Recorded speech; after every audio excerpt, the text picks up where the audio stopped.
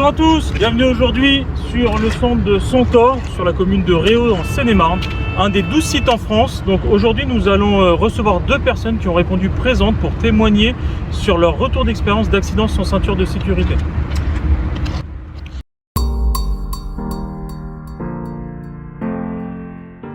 Donc nous voilà en salle. Aujourd'hui on reçoit Maximilien accompagné de Juliette qui va nous apporter son retour d'expérience sur un accident sans ceinture de sécurité. On a également la chance de recevoir Baptiste qui pareil va nous témoigner son retour d'expérience sur un accident sans ceinture de sécurité. Baptiste et Maximilien, bienvenue à tous les deux. Merci beaucoup. Merci d'avoir fait le trajet. Je sais que tous les deux vous venez de province, donc merci beaucoup d'être venus aujourd'hui. La parole est à vous. Je vous laisse parler un petit peu de votre accident, le contexte, savoir ce que vous avez vécu, comment vous l'avez ressenti, vos proches, et comment ça va aujourd'hui. Celui qui veut commence. Allez, vas-y. Allez. En 2014, donc j'étais militaire à l'époque, et on patrouillait sur des provinces aux alentours de Paris, donc en l'occurrence le secteur du 77 de Martin-Louel. D'accord. Et à la sortie d'une intervention, on a eu une intervention qui avait demandé beaucoup d'engagement, que ce soit psychologique ou physique. Et à la sortie de cette intervention-là, on a tous repris le véhicule avec la ferme intention d'aller se remettre en condition. Et on a pris une route départementale qui a une grande ligne droite. Et on voulait aller dans un chemin, puisque ce chemin, on le connaissait, on l'avait déjà reconnu plusieurs fois, et c'était un endroit assez intéressant justement pour se calmer et pour pouvoir débriefer. Et on a tout simplement mis notre clignotant à gauche pour laisser deux voitures qui arrivaient en face. Et on s'est fait pulvériser par une voiture qui arrivait derrière. Qui nous a pas vus, qui nous a envoyé 42 mètres plus loin, selon les mesures officielles. Et on a eu une chance énorme, puisque les trois collègues qu'on était dans la voiture, personne n'a eu quoi que ce soit. On a été évacués par les pompiers, par le secours. Voilà. Et au moment du retour d'expérience de cet accident-là, on s'est rendu compte que, en l'occurrence, moi je n'avais pas mis ma ceinture. Et j'étais chauffeur et chef de bord. Donc il n'y a pas eu de gros soucis derrière, puisqu'on n'a pas été blessé. Il y a eu un véhicule bon pour la casse. Un deuxième véhicule, en l'occurrence celui qui nous a tapé, bon pour la casse aussi. La personne qui nous a percuté n'a pas été blessée non plus. Donc on s'en est tous très bien sortis. Et ça nous a amené à réfléchir sur la logique du port de la ceinture en service ou pas. D'accord. Ce qui est assez énorme, c'est que je crois qu'en 13 ans de maison, c'était la première fois où je ne mettais pas ma ceinture de sécurité dans un véhicule professionnel. Et c'était la dernière. Ok, donc quoi, rien n'arrive par hasard. C'est un peu ça. D'accord, donc beaucoup de chance et aucune des trois personnes à bord du véhicule n'a été blessée. Personne. D'accord, vous avez débriefé de tout ça, j'imagine, ensuite? Absolument pas. Ok, d'accord. Merci pour ce retour. Voilà. Autre chose du coup là-dessus, et comment ça s'est passé? Est-ce que... non? Ok, merci à toi. Du coup, Maximilien? Donc moi, l'accident, je vais vous faire part, s'est passé à bord d'un véhicule tout-terrain. On était aussi donc pareil sur un chemin, mais un chemin tout à fait carrossable, sans difficulté particulière. Juste en fait pour gagner un peu de temps d'une route à une autre, on est passé par un chemin. Et donc moi j'étais passager avant, et le conducteur en fait n'avait pas l'habitude de conduire ce type de véhicule. Il a fait une perte de contrôle du véhicule, et en fait en essayant de le rattraper, il s'est trompé de pédale parce qu'il avait des grosses chaussures, donc au lieu de freiner il a accéléré, on roulait déjà un peu vite. Ce qui fait que le véhicule est parti en tonneau, on a fait 3 tonneaux. Et donc moi, sans ceinture, je me suis fait éjecter donc, par la fenêtre côté passager. J'ai été éjecté du véhicule. Suite à ça, en fait, après l'accident, j'ai un trou noir. Donc là, tout ce que je vais vous raconter, c'est tout simplement ce que les gendarmes qui ont enquêté sur l'accident m'ont rapporté.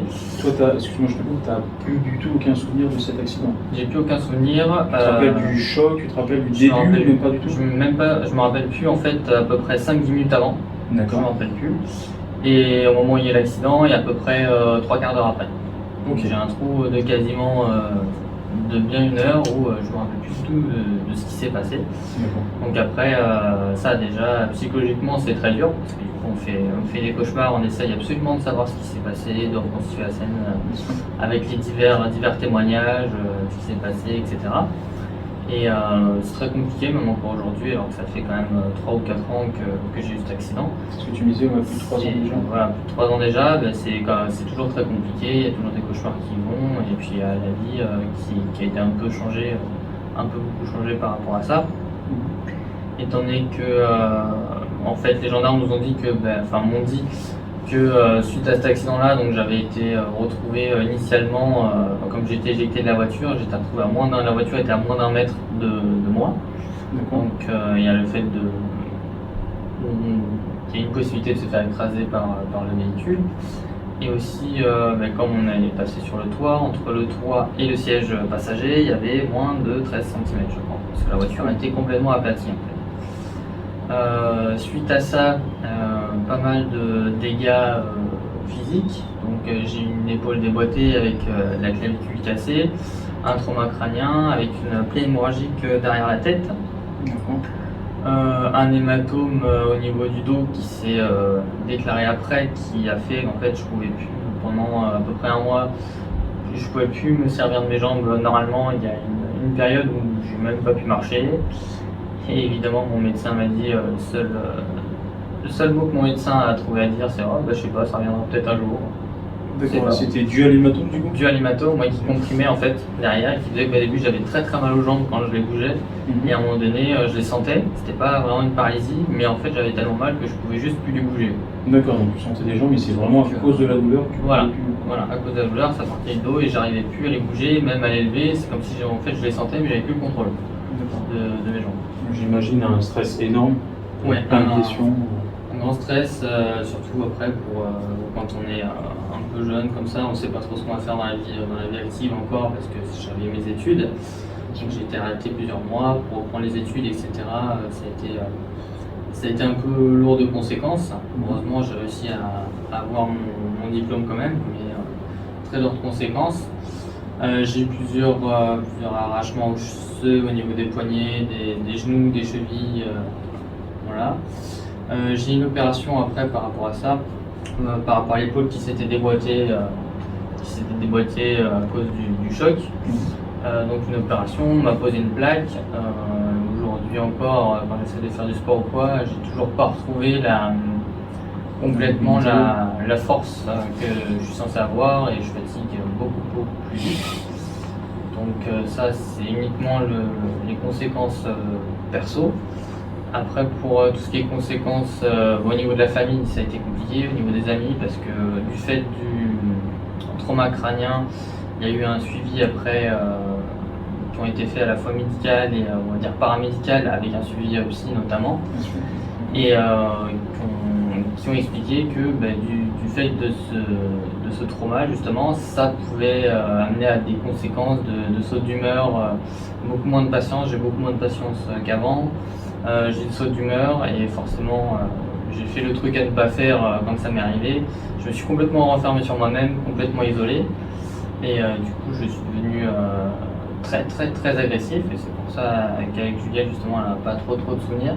C'est parce que on s'est beaucoup moins parlé, quasiment arrêté. Toutes les personnes qui venaient me voir, je leur disais de repartir. Je m'étais vraiment, à cause de ce stress, à cause de pas savoir si on va remarcher, en gros la vie pour moi c'était terminé quoi, parce que sans mes jambes. Quel âge t'avais du coup à l'époque? J'avais 18 ans, 19 ans. C'est l'âge où tu découvres tout, là voilà, tu as plein de projets, exactement, retentissement. Donc, plein de projets sans ces jambes, c'est beaucoup plus difficile à imaginer. J'ai eu une chance monstre que presque tout revienne comme à la normale. J'ai juste quelques restrictions par rapport à mon bras. Il faut que je fasse particulièrement attention à certaines choses. Et au niveau des efforts physiques, voilà, forcément ça dure moins longtemps dans le temps, si c'est dans la porte de charge lourde sur le dos, etc. Je suis un peu limité par rapport à ça.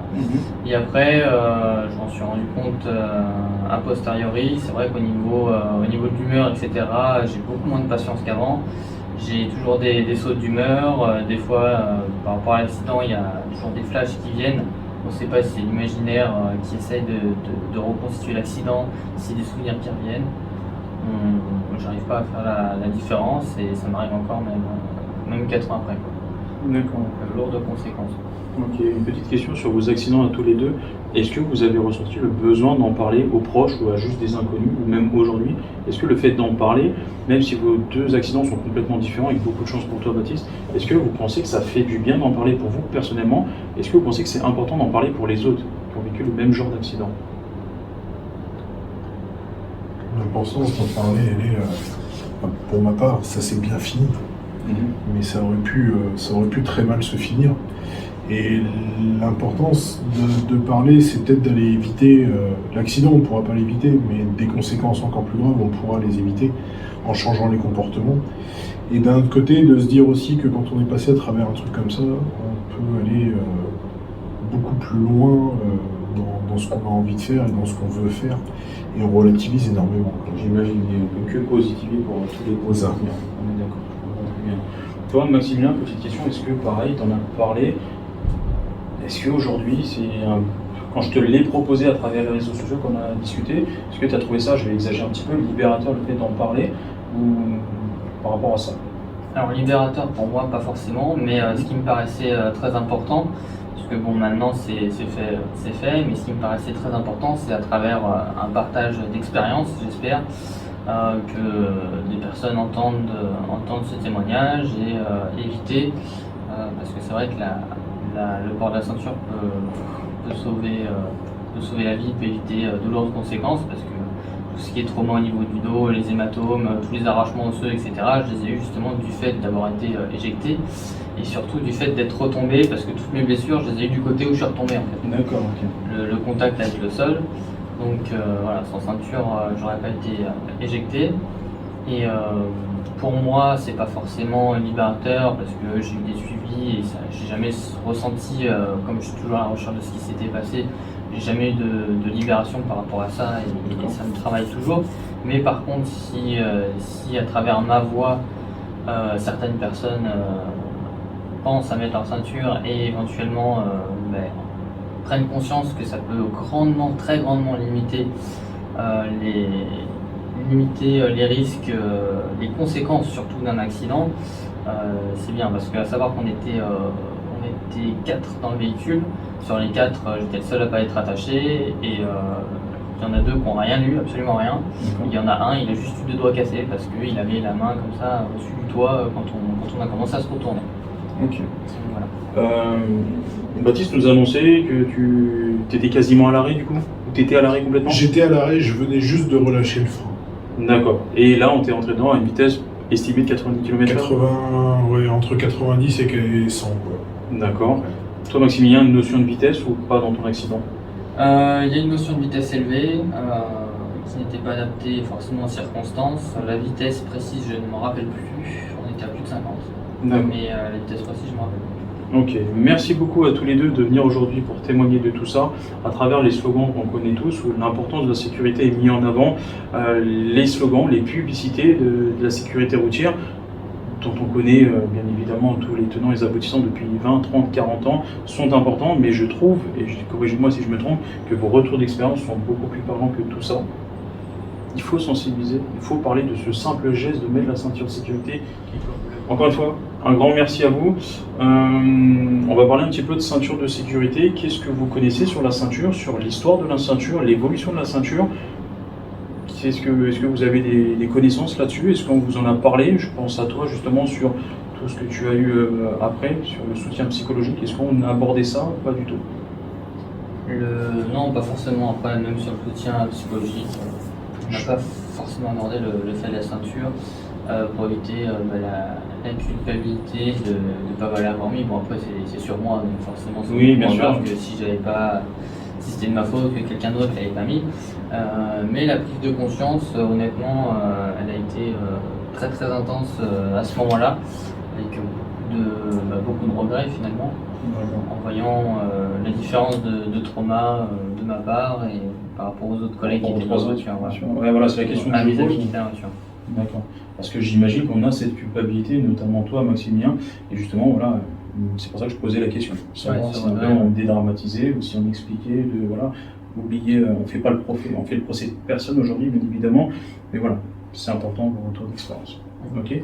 Par rapport à la ceinture de sécurité, alors juste pour information, en termes d'histoire, les premiers tests de ceinture de sécurité datent déjà de fin du 19e siècle. D'accord. On a fait des premiers tests, enfin ils ont fait des premiers tests sur la ceinture de sécurité avec des crash tests à 200 km/h, ça date de 1950, donc ça fait déjà pas mal de temps. On a eu un premier véhicule par Volvo, d'accord. Je ne sais pas si vous connaissez un petit peu, la PV 544 qui avait la première ceinture à l'époque, qui était même une option. Donc là, on est déjà à plus de 60 ans.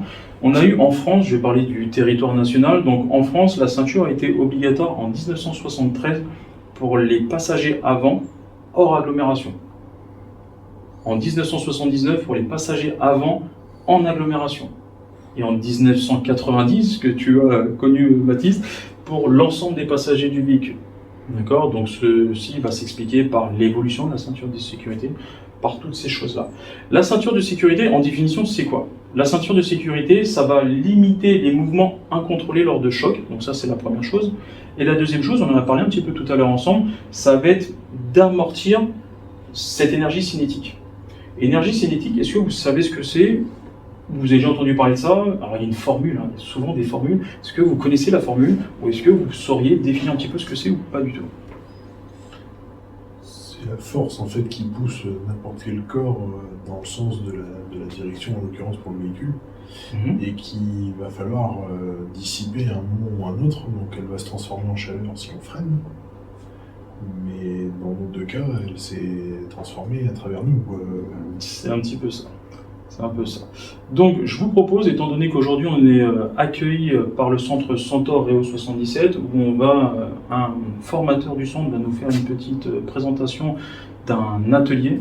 D'accord, d'un atelier, en fait, vous allez la découvrir ensuite, un véhicule qui va simuler des chocs à certaines vitesses. On fera l'expérience ensemble si vous le souhaitez, bien évidemment. On pourra débattre autour de ce petit atelier.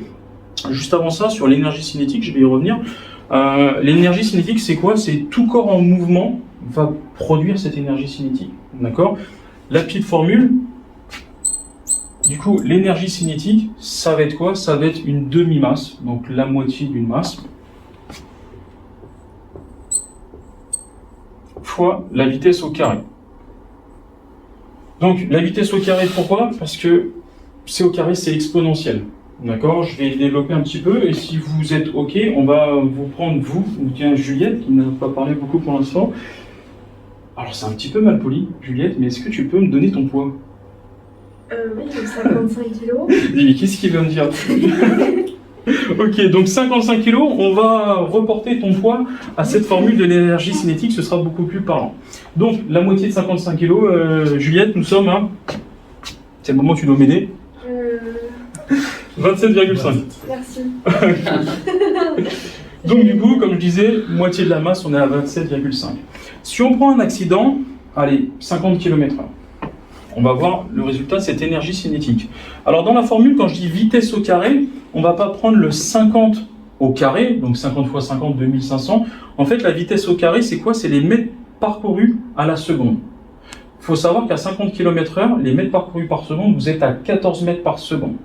Ok? Donc du coup, quelqu'un a un téléphone ou une calculette? On va faire le calcul ensemble.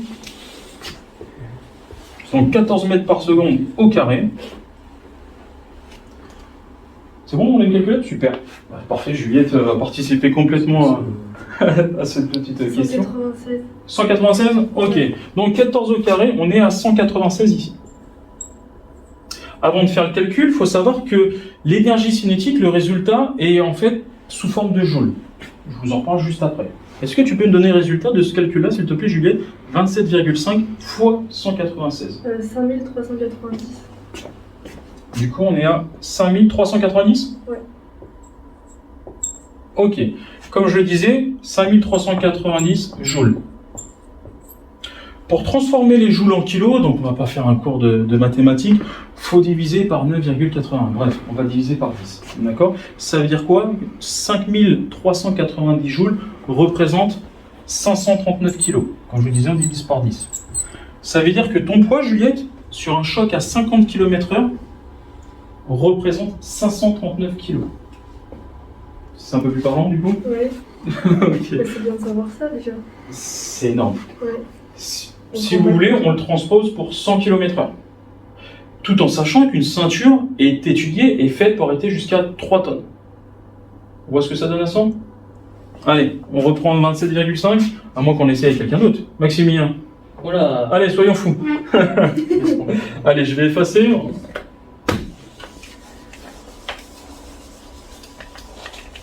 Du coup, la moitié de ton poids, Maximilien? C'est divisé par 2. 35? 35 kilos. Ok. 35 kilos. Commence à préparer ton poids, Baptiste. Du coup, on disait à 100 km/h. Donc, il faut savoir qu'à 100 km/h, on fait 28 mètres par seconde. Du coup, Juliette, notre calculette officielle.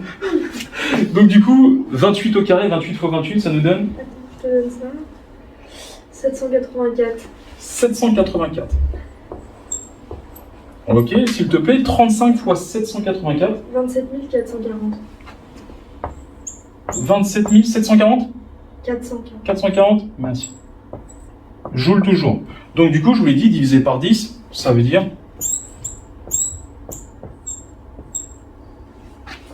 Ton poids, Maximilien, sur un choc à 100 km/h, représente 2 tonnes 744. Chance pour toi, façon de parler, bien évidemment, la ceinture arrête jusqu'à 3 tonnes. Donc là, on est à 100 km/h. Est-ce que vous avez des questions par rapport à ça? N'hésitez pas. Si c'est au-dessus de 3 tonnes, du coup, il se passe quoi avec la ceinture? La ceinture, les points d'ancrage, là où est attachée la ceinture, les points d'ancrage vont s'arracher. Ok. D'accord? Baptiste? 70. Donc, avant de parler de Baptiste, on considère, la sécurité routière dans leur campagne, considère qu'un choc, on ne peut pas, comment je dirais ça, un choc peut être mortel à partir de 20 km/h. Les gens ne l'imaginent pas. Quand on dit ça aux gens, mais non, pas 20 km/h. Mais pour le coup, on va le montrer. Tu m'as dit la moitié de ton poids, 70 on est? 70. Ok. 20 km/h, on fait combien de mètres par seconde à 20 km/h? Vous avez une idée ou pas? Quand je dis combien de mètres, c'est en gros, vous êtes en train de rouler à 20, toutes les secondes, vous faites tant de mètres. On est à 5,6. Du coup, s'il te plaît, 5,6 fois 5,6. 31,36. 31,36? Ouais. Allez, on garde 31. Du coup, 70 fois 31? 2195,2. Putain, c'est précis, hein. 2195? Ouais. Ok, si, donc toujours en joule, hein, en kilos, ça veut dire 219. Ça veut dire quoi? Ça veut dire que ton poids va représenter 219 kilos sur un choc à 20 km/h. Ça veut dire quoi également, si on compare par rapport au fait de, tu sais, où très souvent les gens, quand ils sentent que l'accident arrive, font ça, c'est pour se retenir. Ça voudrait dire qu'il y a juste 20 km/h, je sais pas si tu fais un peu de sport, Baptiste, ou pas, développé, couché, tout ça, il te faudrait 219 kilos de puissance pour pouvoir te retenir. Donc vous imaginez à quel point, avec cette énergie cinétique et la vitesse qui est présentée au carré, l'énergie cinétique, elle est démultipliée. D'accord? Et c'est pas parce qu'on va représenter tel poids à 50 km/h qu'en roulant 2 fois plus vite, donc de 50 on passe à 100, on va peser 2 fois plus. On va peser 3, 4, 5, 6, 7, 8 fois plus. Ok? Est-ce que vous avez des questions par rapport à tout ça? Ah non. Ok. Donc, je vous invite à rejoindre notre formateur du Centre Centaure pour essayer le petit atelier. Ok? On est parti? Ouais.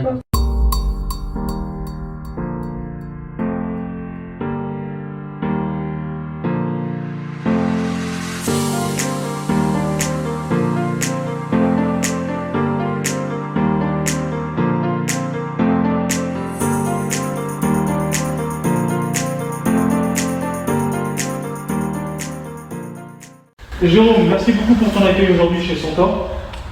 Du coup, on m'a expliqué que tu avais un petit atelier à nous présenter. Je t'écoute. Eh bien écoutez, ce que je vous propose, c'est de vivre donc un choc sur un point fixe. Donc, on va aller donc dans le simulateur AutoShock qui se trouve juste derrière. Vous allez faire 2 passages et l'objectif, ça va être donc de subir donc, ce choc, pour pouvoir développer donc l'intérêt de la ceinture de sécurité et éventuellement donc l'énergie cinétique développée en cas d'accident. D'accord, ok. Pas de notion de vitesse? Ce sera à vous de deviner donc la vitesse, donc deux impacts différents, je vous expliquerai tout ça à l'intérieur en fin de compte, et puis ce sera à vous donc de deviner à quelle vitesse vous avez été violenté aujourd'hui. Ok, voilà, c'est parfait. On Je est laisse parti. vous installer.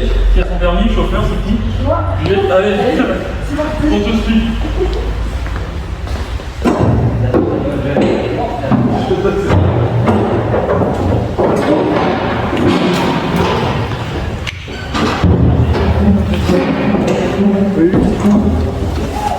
Allez, je vous laisse mettre la ceinture de sécurité, forcément. Ah bon? C'est un petit peu perturbant.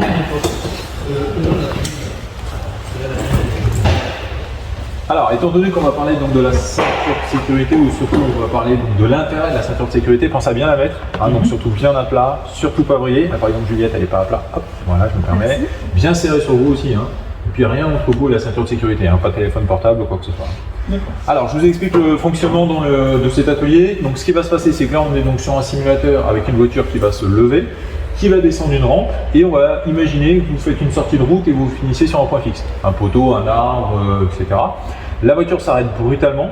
Votre rôle, à tous les quatre, ça va être d'essayer d'estimer à quelle vitesse vous roulez au moment du choc. Alors, c'est pas la vitesse à laquelle la voiture va descendre la rampe, c'est vraiment la représentation physique du choc due à cette inclinaison. On le fait deux fois, deux vitesses différentes. Et à chaque fois, systématiquement, donc vous me donnerez donc votre estimation sur cet impact. Et petite question, on risque pas d'appréhender le choc, de se préparer à... Alors justement, comme on est sur un simulateur et qu'on s'y attend, ce que je vais vous demander, ça ne va pas vous paraître normal, mais pendant la descente, fermez les yeux, de façon à le moins possible anticiper donc l'impact. Et deuxième chose, on ne tient pas le volant, on ne se raidit pas au niveau des jambes, on ne tient pas les poignets ou quoi que ce soit. Faites-les vraiment les cobayes parfaits. D'accord, ok. C'est bon, vous avez confiance? Allez. J'irai pas jusque là, mais on est parti. Eh ben, c'est parti.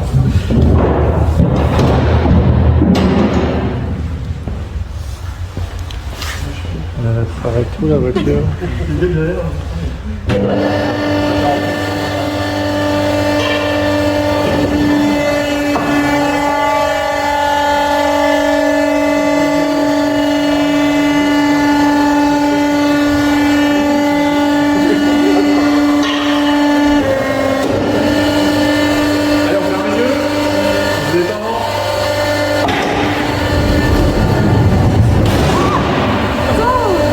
Ah oui, d'accord.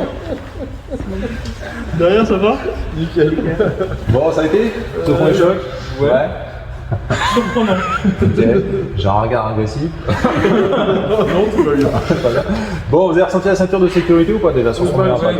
Ouais, un petit peu. Bon, c'est pas violent, mais la ceinture est là. Je joue son rôle déjà. D'accord. Ouais. Ok. Alors, votre estimation de vitesse d'après vous sur ce premier impact? On roule à combien? Difficile à dire, ouais. 40. 30, 40. Vingtaine. Ouais, j'aurais plus dit une vingtaine aussi. Ouais. D'accord. En vrai, on passe de 20 à 40. C'est pas évident. La Hein. différence de poids, ça. Merci Baptiste. Bon, c'est surtout qu'on n'a pas l'habitude en fait de vivre ce genre de situation, donc on a du mal à évaluer donc l'impact. Alors je vous dis pas pour l'instant parce que comme on va recommencer une deuxième fois, je ne vais pas vous influencer pour vous donner une piste pour le deuxième passage. T'as une prise de ticket? Allez, je redescends et on recommence.